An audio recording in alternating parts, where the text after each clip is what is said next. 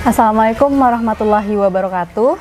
Sahabat Dangu Inspirasi, kembali lagi kita bersama Ibu Profesor Tuti Anggraini PhD. Nah Bu, kebiasaan orang-orang nih Bu masih mengkonsumsi air es setelah makan. Nah kadang juga disebut-sebut bahwa air es ini dapat memicu gemuk Bu. Nah itu mitos atau fakta Bu? Air dingin iya, gitu Bu, ya Ani.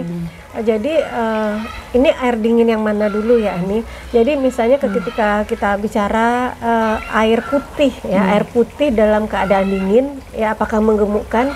Ya jadi jawabannya tentu saja tidak kalau dia air putih ya. Karena apa? Karena air putih ini hampir kalorinya itu hampir tidak ada. 0 kalori ya, hampir 0 kalori.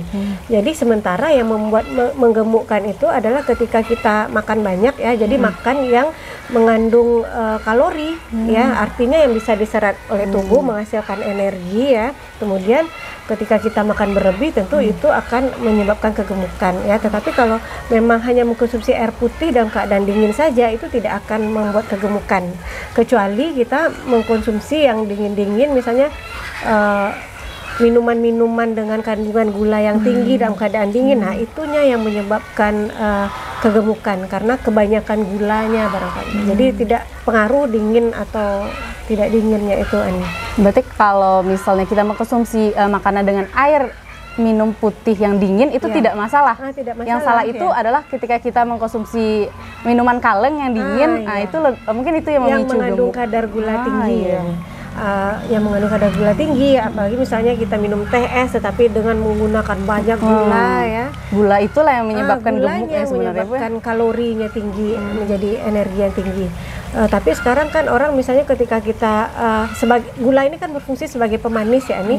Jadi gula-gula yang biasa, gula pasir ya, gula pasir kita biasa itu adalah sukrosa, jadi menghasilkan energi ya, kadar gula tinggi. Tetapi sebagai pemanis ini sekarang kan ada pemanis juga yang rendah kalori ya, zero kalori, seperti pemanis yang berasal dari tanaman stevia ya, daun stevia. Nah itu dia pemanis tetapi tidak ada kalorinya karena dia berasal dari pemanisnya itu dari senyawa glikosida ya, jadi tidak bisa dicerna oleh tubuh kita.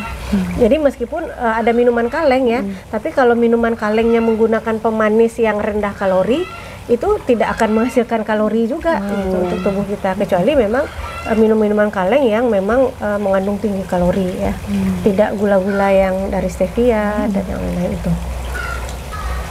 Berarti meminum air es setelah makan itu mitos bikin gemuk ya Bu ya? Ya, jadi membuat kegemukan mengkonsumsi air es itu adalah mitos ya, selama yang kita konsumsi itu adalah air putih ya, karena air putihnya sendiri tidak ada kalori gitu.